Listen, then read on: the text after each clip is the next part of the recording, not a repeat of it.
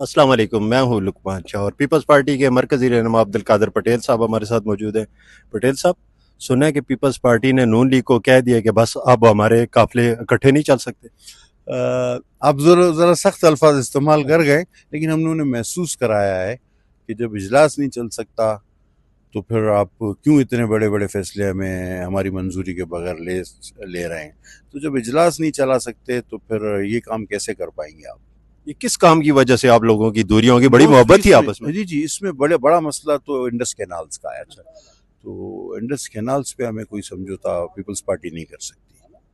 तो हमने तो ये सुना है कि पीपल्स पार्टी की मरकज़ी क़यादत की मंजूरी से ये अंडर कैनाल। ये मैंने भी सुना था, लेकिन मैं बड़ा हैरान हूँ कि ये आजकल सदर साहब जो है वो मंसूबे जारी करने लगे हैं। तो हमने भी 10-15 मंसूबे बड़े बड़े तैयार कर लिए हैं, जिसमें बड़ी बड़ी फाइनेंशियल जो है अप्रूवल्स चाहिए, तो वो भी सदर साहब करेंगे। ये इनकी अकल है, ये इनकी सोच है। सदर साहब ने तो जॉइंट सेशन में कह भी दिया कि उस प्रेजेंटेशन के भी मैं अगेंस्ट हूँ कि जो आपने दिखाई है कि जिसमें दूसरे आबी मंसूबे थे वो तो ठीक होंगे, लेकिन इस इंडस कैनाल पे तो उन्होंने अपना वाज़ेह मौक़िफ़ दे दिया। तो अब कोई दीवाना कहता फिरे, लेकिन जिसका काम है, ये तो एकनेक का काम है, और एकनेक में पीपल्स पार्टी ने ही इसको 1.5-2 साल से रोका हुआ है। तो अब अगर कोई इतना बेइल्म आदमी है और जिसकी रसाई भी है किसी मीडिया हाउस तक या आवाम तक वो कोई बात अपनी पहुंचा रहा है, तो मैं समझता हूँ एक मनफी प्रोपेगेंडा कर रहा है।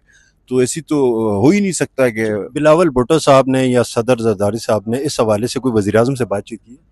बिल्कुल उन तक पैगाम पहुंचा दिया गया है। मतलब उनको पता है क्या बातचीत की। आपके सामने उस रोज इसाक डार साहब भी आए थे, तो सब उनको पता है कि नहरें निकालने का नुकसान क्या है? ग्रीन पाकिस्तान तो सब चाहते हैं। आप देखिए सिंध में भी बड़े बंजर इलाके हैं, पंजाब में भी। अगर ये बन जाता तो फायदा तो पाकिस्तान को होगा सर। तो पहले से जो आबाद इलाके हैं उनको बंजर करके दूसरे आबाद करने आपने।